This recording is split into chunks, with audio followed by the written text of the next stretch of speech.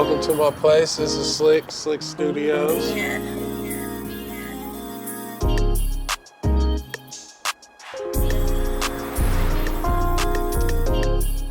So SLiC stands for Sports, Lifestyle, and Culture. The whole thesis around SLiC is if we build community, then community can have their own collective distribution, and we can all help amplify each other. So the studio is here for creatives to come and do podcasts. We got a radio, coffee place in here, basketball court. So, you know, it's our own small version of a Hollywood studio, but for the culture.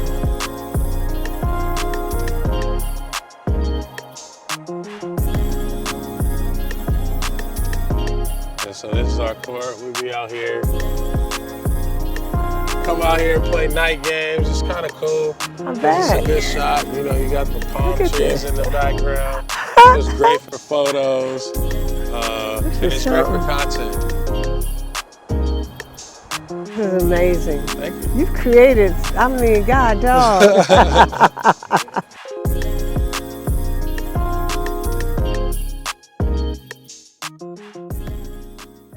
I feel so honored you said yes for the interview today, because you are incredible.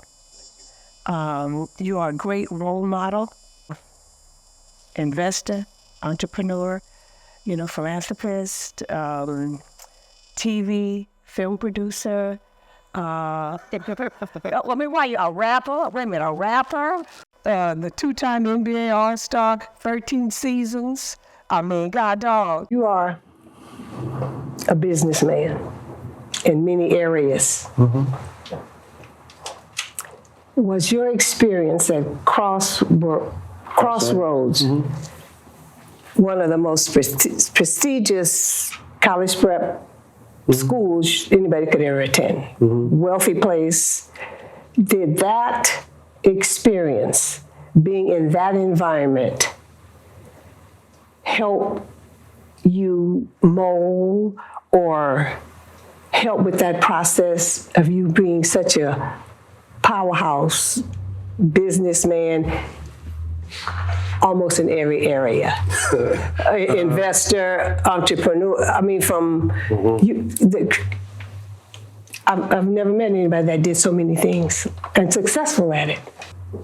It was this. I wouldn't give the school that much. I mean, no, I wouldn't say it didn't teach me that. Okay. The school taught me that there was a world. There was a whole world out here, and it was like a flight away, or a class away, or a person away. You know what I mean? And the school taught me how to talk, think, process, and understand, right? And I think my journey at Crossroads, that's why I'm able to be able to like talk, articulate, understand, interview people. It was because there was so many different people to learn.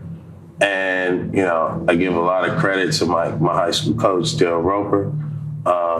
Obviously my grandma, who was like always wanted me to be like, a distinguished gentleman. She would not like me with the beard or the hair, cut all that off, be clean cut.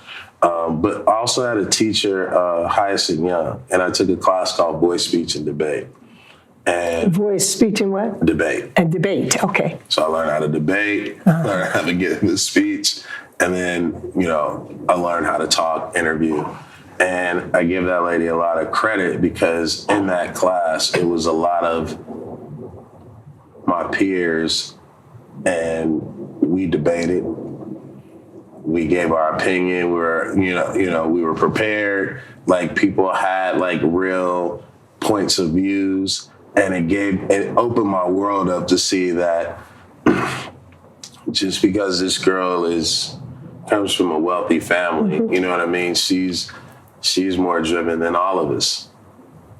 She just don't say nothing, you know what I mean? But she rock out when class start, And me coming from nothing, you know what I mean? I have great potential, but I'm not maximizing it. You know what I mean? Yes. Getting my ass kicked in debate. You know what I mean? I'm not getting the marks, and so, just being in that class, I think it helped me like be confident around like be prepared when you give a speech, like, be ready to speak. Like I had to speak in front of the grade. I had to do Mary Had a Little Lamb in front of the whole grade. And she put me through, that, but it was also like everything that I learned come from South Central, right? That was only one perspective. When I got to Crossroads, there were so many perspectives.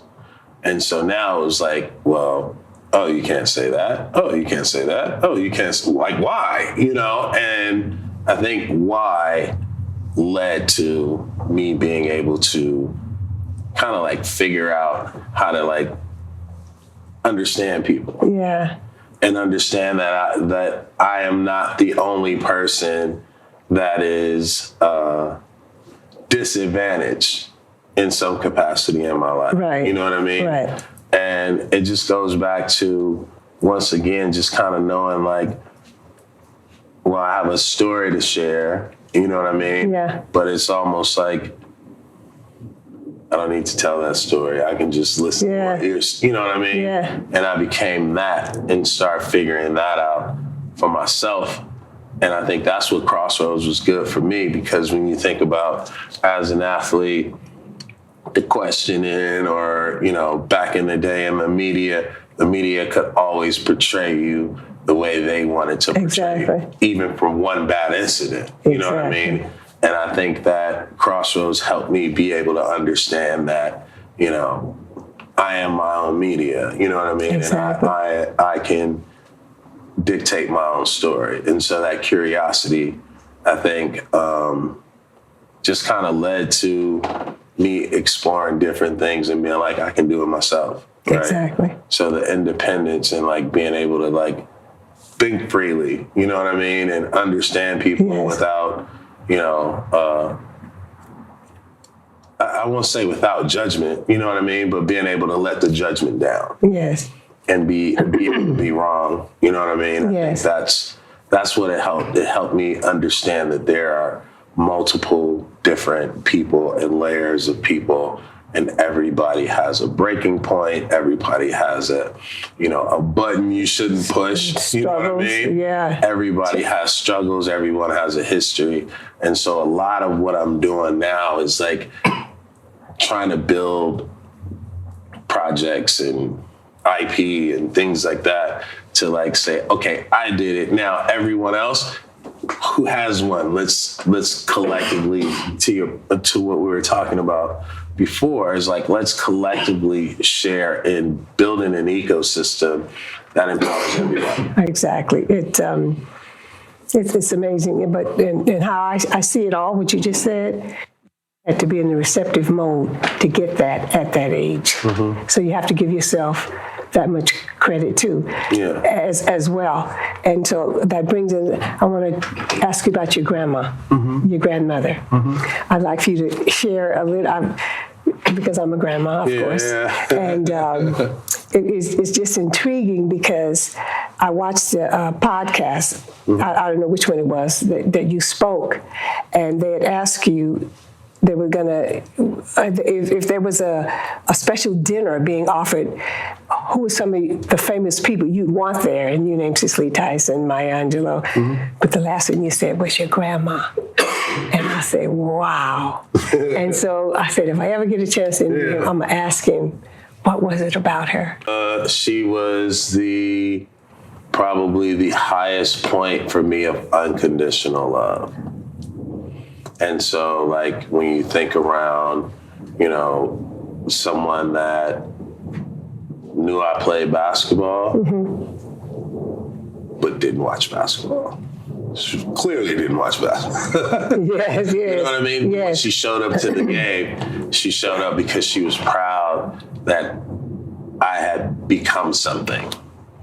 You know what I mean? Yes. She had a story that was like she was a miracle baby. You know what I mean? Yes. She had all these kids. Like, she was just like, she was super cool. She, you know what I mean? She she just, she was just the best, right? Yes. And she just wanted the best for everyone. And so when you see that as a kid, and you see that as loving as she is, she's equally as strong and not a pushover. You know what I mean? Yes. And so it's like, damn, that's like the strongest person I know. You know what I mean? Like, she holding all this shit together and it's all falling apart. You know what I mean? Right. But you would never know. And I think for her, it was like, it was just unconditional love, because all she did was love me. You know what I mean? She just wanted me to do right. You know what I mean? Yes. She could provide for what she could. Right. And I didn't want anything from her. Everything she gave me, I was completely fine with. You know what I mean? I was completely happy with. Sleeping in the living room, you know what I mean? Like, I was fine with that. Cutting the TV off at 10 o'clock, I was not. You know what I mean? So I had to like put the cover over the TV and try and find the UNLV channel on 56 with the pliers. But like, she would fuss at me all the time for TV, stand at the basketball court too long, or going to my friend's house and not calling. Like, exactly. But she just wanted. She when my grandfather passed away, she told me, she said, "You're gonna be the man of the house," and I had no idea what that meant. But she just like allowed me to like be free, but be responsible. You know what I mean? For being there, for being present. Exactly. And so being present with her was like, it was always right. Yes. You know what I mean? Comfortable. It was always right. So when I said that about the people at the dinner, it was like, these would be the people that I would want her to hang out with. You know what I mean? And be a witness. You know what I mean? To that. So. And she gave you the greatest gift of all, unconditional love. Absolutely. The greatest gift. You can't buy that.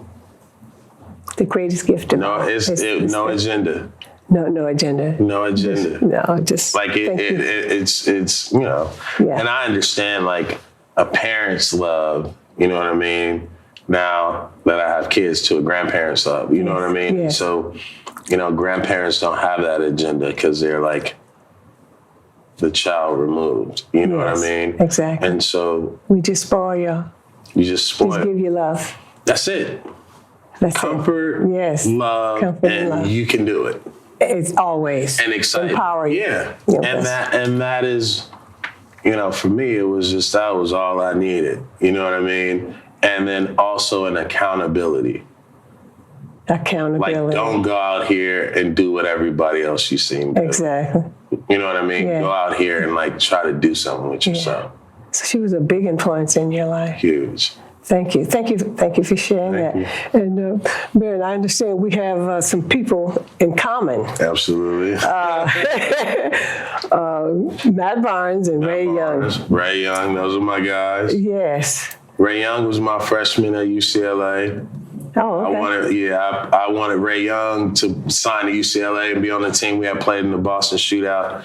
And I was just like, damn, Ray Young is the coolest kid. Like this dude is like the coolest dude I ever met from Oakland. You know what I mean? And he was just a very good basketball player. And I didn't think that the coach understood like his true talent or how to maximize, you know, even Matt when we were there, but you know, just to see Matt, you know, continue his career. But, you know, for Ray, it was like, he was like my little brother. And then I remember like the day I got traded to the Warriors, the next day I was at Ray's house. That's right. Me, Ray, Khalid, AP. And so, you know, those are my brothers for life. Yeah, and I see you playing with the Warriors. I mean, they give you all the credit for putting the Warriors on the map. he put the Warriors on the map. That was the part. And tell me about that We Believe. It was only like half a season. It was it. It was only like maybe like 20-something games after All-Star Weekend. But the team was in turmoil. Like when I got there, like nobody liked playing basketball. Like all the players hated playing basketball. And I was like, yo, this is like a graveyard. And then Nelly came the next year. Monte was there. We were okay, but we just couldn't compete. We didn't have enough talent. Then we traded for Steven Jackson and Al. And then we were even worse than we were before we traded for him for a stretch. And then for some strange reason, I got hurt. The team, was starting to build, and I was watching, and I was like, okay, I'm the missing link. I can at least be a great compliment to everybody. And so I was watching, I was rooting for him. I wanted Steven Jackson. I was like, when I remember Steven Jackson and Al had like 40 and 30 when they went back to Indiana. And I remember like, I was so happy for them because it was like everybody was just getting over their own little hurdles and humps, and you can watch. And all I could do was watch. Like I wasn't at the games. I was at home rehabbing my knee. And when I came back, I remember I was like, man, let's go party. Let's go party on the court. Every time we show up, like it has to be a party. Like not, we can't, like for the rest of the season, the court is our club, the court is our dance floor, the court is our party. We just gonna we ain't got nothing to lose. And I think that momentum, this one guy was sitting outside the Oracle Arena outside the gate with a yellow We Believe shirt. And dudes was rolling in. Yeah, because we had won I want to say 3 or 4, but for some strange reason we were picking up momentum. And the year I got there, I got traded there, we had won 9 in a row to finish the season. So for the last part of the season when I got traded the first time, there was magic in the building. Then the next year it was then they brought Nelly in. And then it was something special about what we had experienced when I first got there, right after the trade, that people were okay, damn, we ain't too far out of a playoff position. And so as we kept winning, then that yellow shirt just started becoming people start duplicating, people start showing up. We would get to the game at 4:00 and it was half the parking lot was already people were pulling in. It was just the excitement, the moment, around people oh shit, what if we are a long shot to make the playoffs, but what if we make the playoffs? Exactly. If we make the playoffs, we ain't been to the playoffs in 17 years. And for the team in the back of our minds, it was all right, if we make the playoffs, I'm throwing a birthday party and we're going to have the best party ever. You know what I mean? We sacrifice not going out. You know what I mean? We still go out, right. But we handle our business. But all we cared about was yo, if we make the playoffs, we're going to throw a party. we're going to throw a party because we made the playoffs. And exactly. We got Dallas and, we had beat Dallas. Even when we were bad with the Warriors, before Steven Jackson, even before I got there, the Warriors had Dallas' number. And so when we locked in with Dallas, it was just Nelly walked in and he was this is what he's going to do. This is what he's going to do every time. This is what he's going to do. And then we're all right, got it. Watch the tape. He's right. And we stuck to our game plan and we had nothing to lose. And we were not afraid, We weren't afraid for any moment. That's good. It's mindset. I'm telling you, your body does what your mind tells it to. Yeah. Now, in that era when we played with the Warriors, was Cannabis a part of that? Because I heard that was known as the Cannabis. The Cannabis Warriors? Yes. You're in the Bay Area. Yeah. Cannabis was not frowned on. It wasn't? Not in the Bay. Everywhere else in the country, it was even here in LA, it's you gotta smoke weed, but hearing the cops like in the Bay, it was almost like a normal thing. And the Bay being so progressive, I would say for us, I mean, it was just a part of the culture, right? It was a part of the culture, and it was once we were able to smoke weed, everybody stopped drinking. Really? Like the alcohol consumption went probably down by like, if they're a weed smoker, like 75%. Because you ain't like smoking and drinking unless you really like go out to party. But we were more so that era was like, it was definitely frowned upon. It was something that, they were vilifying players, That's things true. like that. And, some players, I always said some players needed it, you know what I mean? Exactly. And made them better players. So that's what I was going to ask you. Do you think the cannabis helped with that process? With how you pulled that together on the Warriors team, how they began to win? Was cannabis a part of that? Of them excelling? I would say, we smoked and like hung out. So that Before the game, after the game? More so after the game. Never before the game. Never before? Nah, not me. Do you think athletes would do better if they played before? Some people would Maybe. Probably be better. Yeah, I think. I think for some people it's not that like. I never did it before, like smoke weed before a game. Yeah. When I played with the Clippers, I had to smoke weed. I didn't care what the rules were. Dealing with Donald Sterling. Exactly. I was going to ask you that. No, I'm going to smoke weed every day. And that helped you with that process? Well, it just helped me like not pay attention to, a lot of the things. Yeah, it was like I need to block off something. I'm going to smoke. I'm gonna go to practice, I'm gonna practice, and I'm gonna leave. You know what I mean? Exactly. And, it took a lot to like endure a lot of that. Yeah. So I feel like, I remember, it was just like, man, look, I'm gonna smoke weed all year or it's gonna be hell because I ain't got the time, I don't have tolerance. My tolerance levels are like real bad. You know what I mean? And I'm the wellness part of Glass House. Mm-hmm. I'm the brand ambassador for Glass House, and I'm the wellness component. Okay. And the way I see cannabis, it's a medicine. It is. But a lot of times people, they often think they're using cannabis for recreational use. And so I remember I'd ask one of our friends, I said, oh, you use it recreationally? And he said, yes. I said, tell me when you use it. And he said, well, when I come home from work, he said, I had a bad day at work.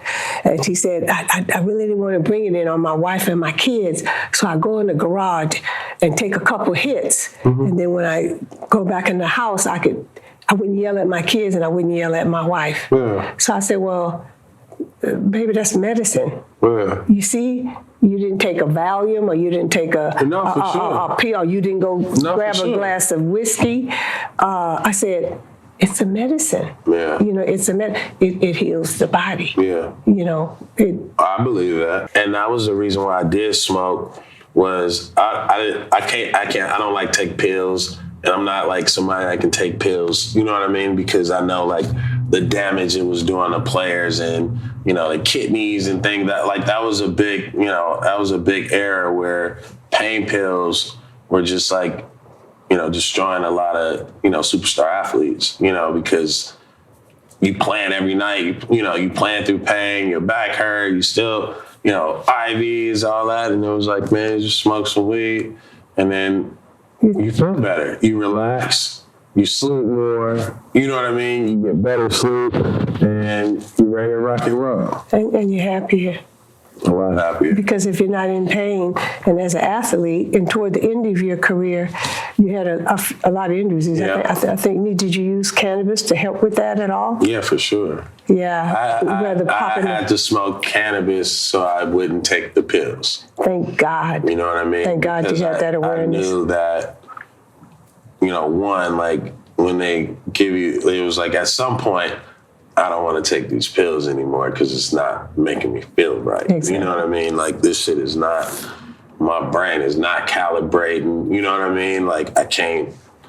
It's just like I was scared that I was going to be, my wires were gonna be crossed, and so it was just like fuck it. I'm just gonna start smoking weed, and that was how I kind of. Okay. Got over the pill, got over like pain pills for my knee, and just was like, I never looked back. I was like, all right.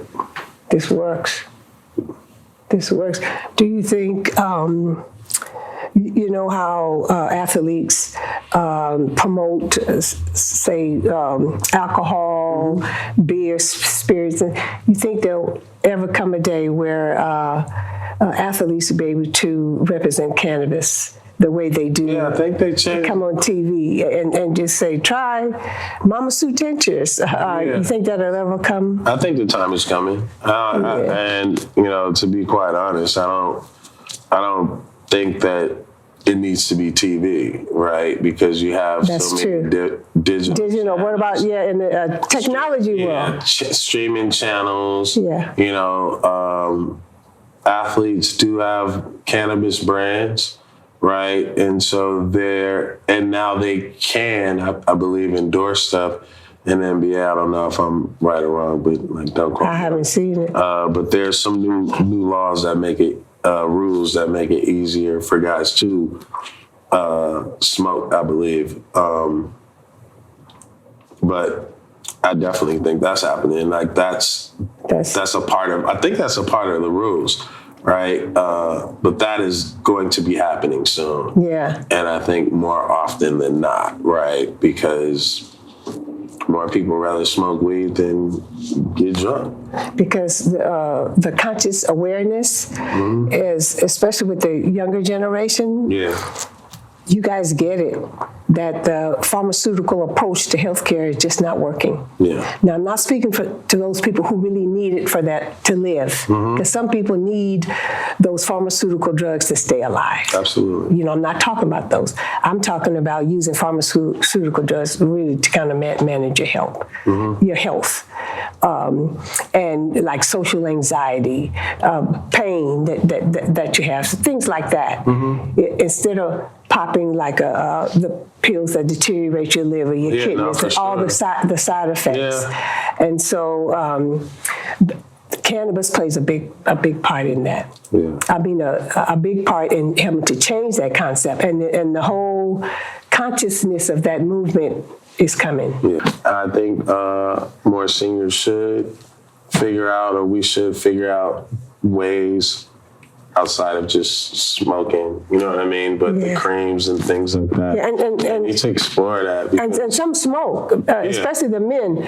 They'll say, hey, lady, I don't care where I'm talking. It could be in the church if I'm doing a presentation. Hey, lady, did you bring any of that weed? They tell me, they ask me that. Weed. Yeah, you got any of that weed? They ask me straight up. Yeah. And then back in the day when I used to do presentations for the I was commissioned on aging, and I was doing a cannabis presentation, and when we actually brought the cannabis, there you can't bring, because people steal it.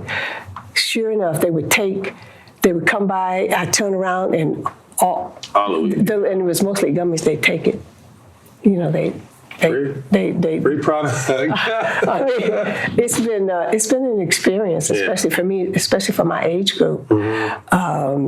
But I want. Are you seeing a change? Like, are you seeing people, adapt to it more and go like less on the daily routine of pills and say, you know what, I feel better Yes. with the cream or with smoking, drops and some or of them smoke, and they do the pen. Mm-hmm. You know, they do the whole 9 yards.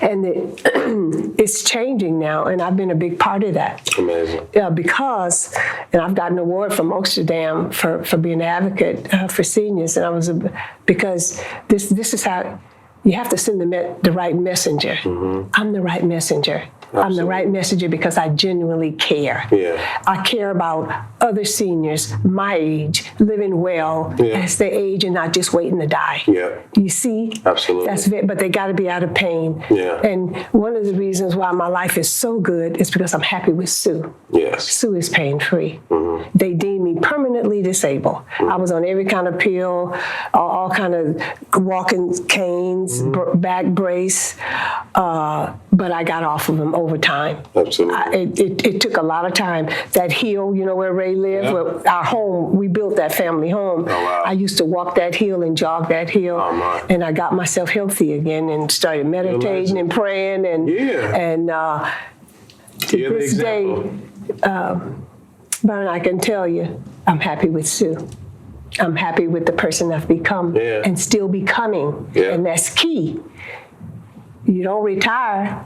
You might retire from doing one thing, then you do on to other things. Absolutely. You have to keep creating until the day you go over to the other side. Absolutely. And cannabis can play a big part, you know, in all of that. I believe so. Because it can help you get up out the bed. It can help you think and creative. And I was going to ask you about technology and cannabis as a culture. How can cannabis in tech? Yes. I think one, just authentication, if it's real or not. No, but just thinking about, because it is farm, right? You are farming. And so, you know, farmers need technology for crop manufacturing, you know what I mean? Water supply manufacturing. When you think about, you know, supply chain, you think about payments, there's like this broken ecosystem, or there is an ecosystem, but there's a broken ecosystem that doesn't exist for us. And so there's not a pipe or a pipeline that taps into whatever that foundational ecosystem is. And I think we never think about technology, but technology is the thing that we use every day. Every day. And so whether we're buying, selling, packaging, website, you know, growing, right? It's all through the DNA. And I think, you know, from a technology standpoint, like I look at it as organization. We already live in a world where our whole lives are in our phones, and that is the way we're going to reorganize and reprogram ourselves to find all the information that we need and need to have access to like that. And so when you think about, you know, flour and clones and things like that, you can only imagine that. Imagine like what else they're going to start to try to put in plants or put on plants or clone plants with. And so when you're thinking about natural highs, right? Yes. Or organic, you know, crops versus chemicals or pesticide type, I think tech is going to be able to help, you know, be able to be the foundation that's going to help grow the industry, right? Exactly. And also police the industry from kind of like the fakes. That's awesome. Where's the best weed, the Bay or LA? The Bay. I don't know. Oh no, give me 5. I mean, you understand the Bay.